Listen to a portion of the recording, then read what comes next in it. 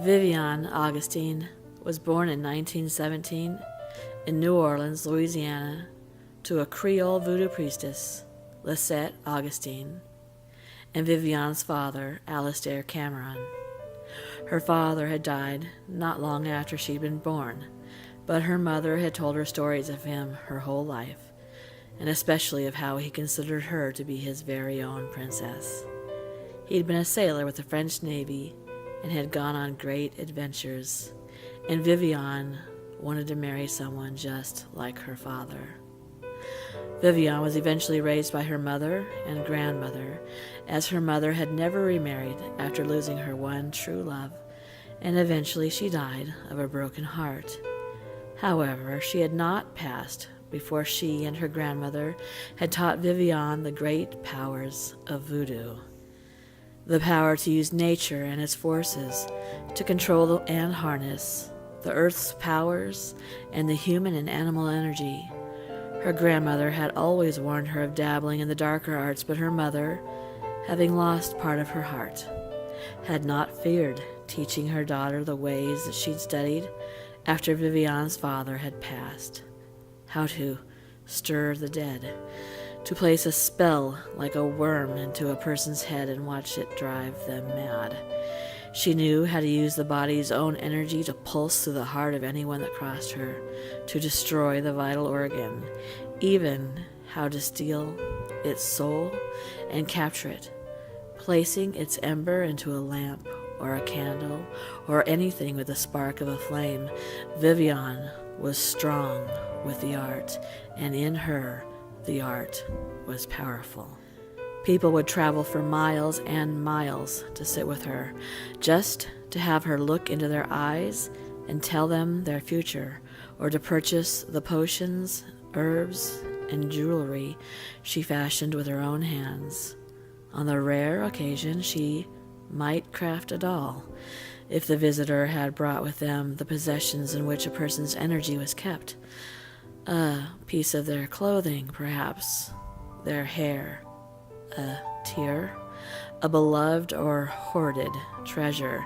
She might place these items in the doll and tell the bearer how and where to use and place the doll, the care it needed, the dangers it possessed. Twice she'd met with someone in whose eyes she only saw evil. She could see murders and worse. She could see the pain of a child, and when that happened, Vivienne would show them her everlasting flame. It was an ornate lamp that had once belonged to her father. The visitor would stare at the carvings in the hand-polished silver, and as they did, she would gently place her hand upon their hand, and in that moment she would utter the words, "Je prends ton âme," I take your soul. And the visitor would get a chill down their spine and comment on how strange they felt. She would assure them that they were fine. Then, depending on their age, after some time of waiting, her flame would brighten for just a moment on the day they died, their soul being captured by the ember flame and kept there in neither heaven nor hell for as long as the flame did burn. Her grandmother would become livid and chastise Vivienne every time for using the dark arts. No matter how secretive Vivienne was, her grandmother would find out. Her grandmother was the most powerful priestess she'd ever met, and for a few moments, Vivienne would feel remorseful. Then, one night, when Vivienne was 23 years old, she was walking alone down a dark alley. She was not afraid of the alleys, nor the dark. She was known to be powerful, and not many men were brave enough to even approach her, let alone harm her. But as she was walking, she heard what sounded like the flapping of a bird's wings. She turned suddenly, seeing nothing, but felt an incredible force hit her from behind, and then the burning sensation burning through each and every vein in her body. before she lost consciousness and woke up some time later in her grandmother's bed, a washcloth on her head, her grandmother burning candles and sage, chanting and praying, weeping in between the words. Vivienne reached for her grandmother's hand, and for the first time in her life, she saw fear in her eyes. Her grandmother took a step back. Que Dieu soit avec vous. Que Dieu soit avec vous. Que Dieu soit avec vous. May God be with you. She was weeping over and over.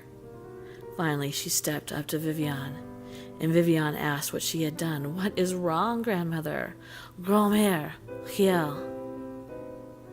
Vivienne had been bitten by a vampire. Her grandmother told her to leave the house at once. She told Vivienne that when you play with the dark arts, you will be punished, and she was now sale, dirty, that she could never love her again. She was a killer, a devil, meant for hell, and a vampire, and she would not have the evil energy in her presence. Vivienne was thrown out into the night without a single possession other than her father's lamp, which her grandmother had demanded that she take to rid her home of all the bad energy, and then she spat on the ground before shutting the door. Vivienne stood at her grandmother's door for hours, expecting to be let back in at any moment. But even when the daylight came and customers began lining up, her grandmother would not open her door. And so, eventually, Vivienne walked away. In 2017, Augustine was a popular tarot card reader who owned a little shop in Ashland, Oregon. She sold sage and spices for good luck. She never dabbled in the dark arts again, and she had never found that love. While she had many friends and acquaintances, Vivienne, now called Viv, was a lonely soul, lost, wandering the world alone.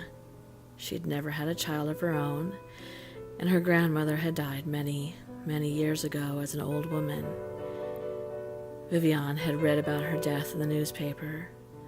Her obituary mentioned that she'd once had a husband and a daughter, but there was no mention of Vivienne. On a particularly gray afternoon, a man walked into Viv's shop. He walked around looking at her goods, and when he turned to speak to her, she saw into his eyes. She almost fell backwards. She was so startled by what she had seen. He reached out to grab her by the arm, and when he did, she felt as though her skin was on fire.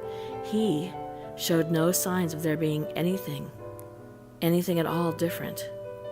He asked if she was all right, and she tried to regain her composure. She assured him that she was fine, just dizzy from standing up too soon. She asked to read his cards, and he politely declined, but she insisted. "It's free," she said as she sat down. She was beautiful still. Her outward appearance was that of a 23-year-old woman, and his was that of a man about 30 years old. He was as beautiful as an angel. He had dark hair with an expensive haircut. He was wearing an expensive suit and tie, his shoes handmade from leather in Italy, and he wore a gold bracelet. He reluctantly sat down. She asked him if he'd rather have his palm read as she reached out and took his hand. He looked at her then. She knew that he could feel that she had ice-cold hands. He tried to remove his hand, but Vivienne had a tight grip. "Don't worry," said Viv. "It's harmless." They made eye contact, and she could see into his eyes, and what she saw was the night this man had taken her life. She was standing in the alley alone when he swooped in and latched onto her neck. She saw herself lying limp in the dirt and the mud. She asked him then if he remembered her.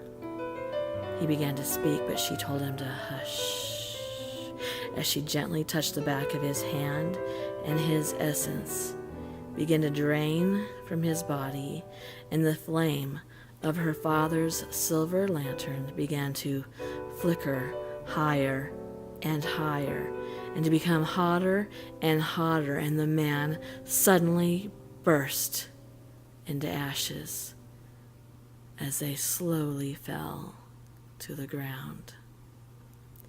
Vivienne leaned back in her chair. Then she picked up the lantern and hung it outside on the hook in front of her shop, as she had done every night since being there. But on this night the flame was brighter and more beautiful than it had ever been before, she noticed, as she swept the dust out of her store.